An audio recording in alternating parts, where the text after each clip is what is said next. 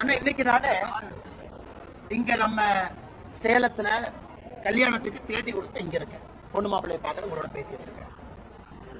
நாளைக்கு காசி போறேன், காசி தமிழ் சங்கம் கும்பமேளா போறேன். போயிட்டு கோயம்புத்தூர்ல அமித்ஷாஜி வர்றாங்க.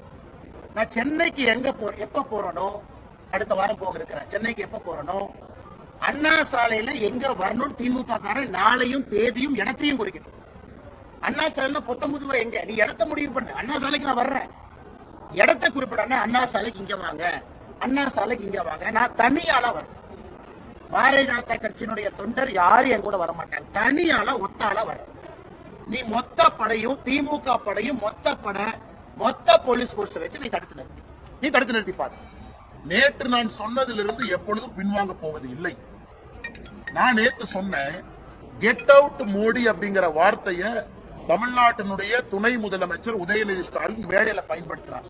அவரு வாயிலிருந்து அவர் வரும். இன்னைக்கு சமூக வலைதளத்துல பாக்குறேன், ஒரு பக்கம் கெட் அவுட் மோடின்னு ஒரு குரூப், இன்னொரு பக்கம் பால்டாயில் பாபுன்னு ஒரு குரூப்.